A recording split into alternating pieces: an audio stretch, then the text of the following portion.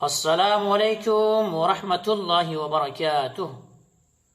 الحمد للہ رب العالمین والصلاة والسلام علی سید المرسلین وعلی آلہ وصحبہ اجمعین، اما بعد۔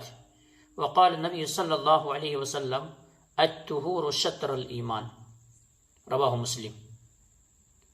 محترم ناظرین کرام، میں نے آپ حضرات کے سامنے جو حدیث مبارکہ پڑھی ہے یہ صحیح مسلم کے اندر موجود ہے۔ اس مناسبت سے آج میں آپ حضرات کے سامنے بیان کروں گا نماز میں کی جانے والی غلطیاں اور کوتاہیاں، یا نمازیوں کے اندر پائی جانے والی غلطیاں۔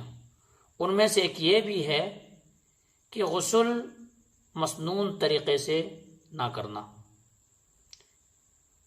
ناظرین، غسل انسان کے اوپر بعض حالات میں واجب ہو جاتی ہے۔ مثلا کوئی انسان ہے، اپنی بیوی سے ملا ہے، اور بیوی سے ملنے کے بعد اب ان کے اوپر غسل واجب ہے۔ اسی طرح سے کوئی سویا ہوا تھا، نیند کے غلبہ میں خواب آیا، اور خواب کی وجہ سے احتلام ہو گیا۔ احتلام ہونے کی وجہ سے بھی غسل واجب ہے ان کے اوپر۔ اسی طرح سے ابھی کوئی غیر مسلم تھے، اسلام پر نہیں تھا، لیکن اسلام قبول کر لیا۔ اب اسلام قبول کرنے کے بعد ان کے اوپر واجب ہے کہ وہ غسل کرے۔ اسی طرح سے عورتوں کا جو حیض و نفاس کا خون آتا ہے، ماہواری حیض کا خون آتا ہے، وہ حیض کا خون بند ہونے کے بعد اب پاکی حاصل کرنے کے لیے اس عورت کے اوپر بھی واجب ہے کہ وہ غسل کرے۔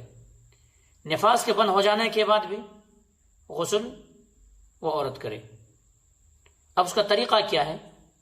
طریقہ یہ ہے ناظرین کہ اگر کوئی انسان حمام میں، غسل خانہ میں جا کر کے غسل کر رہا ہے تو غسل خانے میں داخل ہوتے سمے، باتھ روم میں داخل ہوتے سمے وہ کیا کرے گا؟ بسم اللہ اللہم انی اعوذ بک من الخبث والخبائث کہہ کر کے تو وہاں داخل ہو جائے گا۔ داخل ہو جانے کے بعد وہاں پر اپنے ہاتھ کو اچھی طرح سے دھوئے گا، اور ناظرین یاد رکھیں کہ پانی میں بائیں ہاتھ نہ ڈالا جائے، بلکہ پانی کو اگر اٹھانا ہے تو سیدھے ہاتھ سے اٹھا کر کے کیا کیا جائے؟ سیدھے ہاتھ سے اٹھانے کے بعد بائیں ہاتھ پر پانی بہایا جائے اور دونوں ہاتھ کو اچھی طرح سے مل لیا جائے، اچھی طرح سے دھو لیا جائے۔ دھو لیے 3 مرتبہ۔ 3 مرتبہ دھونے کے بعد اب جہاں نجاست لگا ہوا ہے، جہاں گندگی لگا ہوا ہے، اس نجاست کو دور کریں، اپنے بائیں ہاتھ سے صاف کریں۔ بائیں ہاتھ سے صاف ہو گیا، اب وہاں سے ذرا ہٹ جائیں اور وہاں پہ پانی بہا دیں۔ پانی بہانے کے بعد کیا کریں؟ جس طرح سے نماز کے لیے وضو کیا جاتا ہے اسی طرح سے وضو کر لیں۔ سیم نماز میں جس طرح سے وضو کیا جاتا ہے اس طرح سے وضو کر لیں، لیکن کیا کریں؟ سر کے مسا کی جگہ پہ کیا کریں؟ سر کے بالوں کے جڑوں تک پانی کو اچھی طرح سے کیا کریں؟ بہائیں، اچھی طرح سے خشک وہاں تک پہنچائیں۔ پہنچانے کے بعد اب کیا کریں؟ 3 مرتبہ سر میں پانی بہائیں، پھر 3 مرتبہ سیدھے اور 3 مرتبہ بائیں، یعنی 3 مرتبہ دائیں طرف اور 3 مرتبہ بائیں طرف پانی ڈال دیں۔ ڈالنے کے بعد پورے جسم میں پانی ڈالیں۔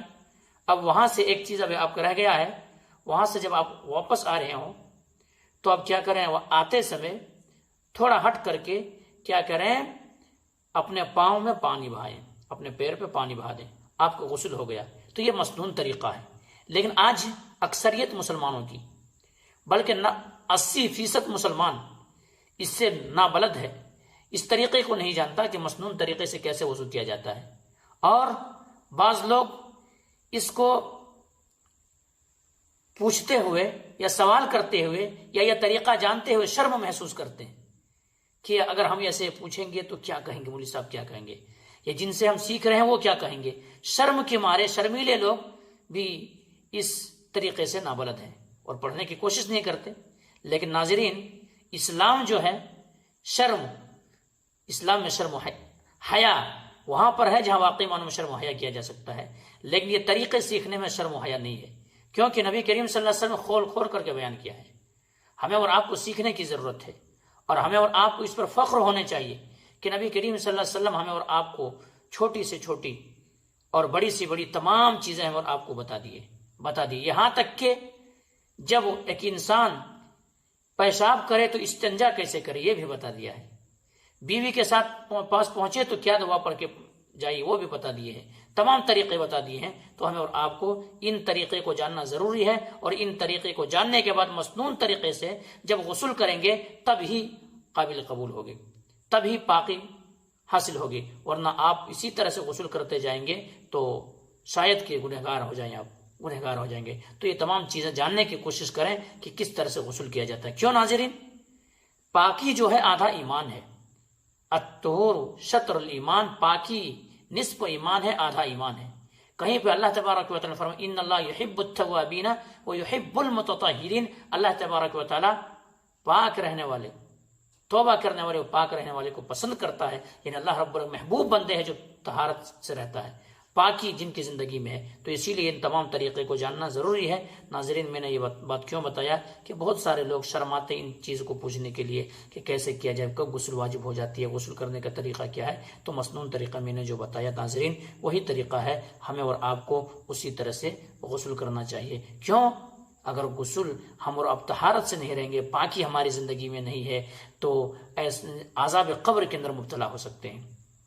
اللہ کے نبی جناب محمد کریم صلی اللہ علیہ وسلم ایک بار مدینے میں ایک باغ میں تشریف لے گئے تو وہاں دو قبر تھی. قبر میں آواز آ رہی تھی عذاب کی، عذاب ہو رہی، چیخنے اور چلانے کی آواز آ رہی ہے. نبی کریم صلی اللہ علیہ وسلم نے کہا کہ ان قبر والوں پر عذاب ہو رہا ہے، اور کوئی بڑے گناہ کی وجہ سے عذاب نہیں ہو رہا، بلکہ عذاب جو ہو رہا ہے، ایک شخص تو پیشاب کے چھینٹے سے نہیں بچتا تھا اور دوسرا چغل خوری کرتا، دیکھیں طہارت سے نہیں رہتا تھا، اس لیے عذاب قبر میں مبتلا ہوا. اسی لیے اللہ کے نبی جناب محمد کریم صلی اللہ علیہ وسلم کے اوپر وحی بھی نازل ہوتی وہ ثیابک فطہر. اے نبی جناب محمد کریم صلی اللہ علیہ وسلم آپ کیا کریں اپنے کپڑوں کو صاف رکھیں. تو اس لیے ناظرین ان طریقے کو جاننا ضروری ہے. بہرحال اس بات کو ختم کرتے ہیں، اللہ تبارک و تعالیٰ سے دعا کرتے ہیں کہ مولا کریم جو بات کہی گئی ہے سب سے پہلے تو ہمیں اور آپ کو تو ان باتوں کے اوپر اچھی سمجھ کی توفیق دے دے. اس کے بعد مولا کریم ہم تمام مسلمانوں کو مسنون طریقے سے وضو کرنے اور مسنون طریقے سے غسل کرنے کی توفیق دے دے. تقبل یا رب العالمین. وآخر دعوانا الحمدللہ رب العالمین. سبحان ربک رب العزۃ عما یصفون وسلام علی المرسلین والحمدللہ رب العالمین برحمتک یا ارحم الراحمین.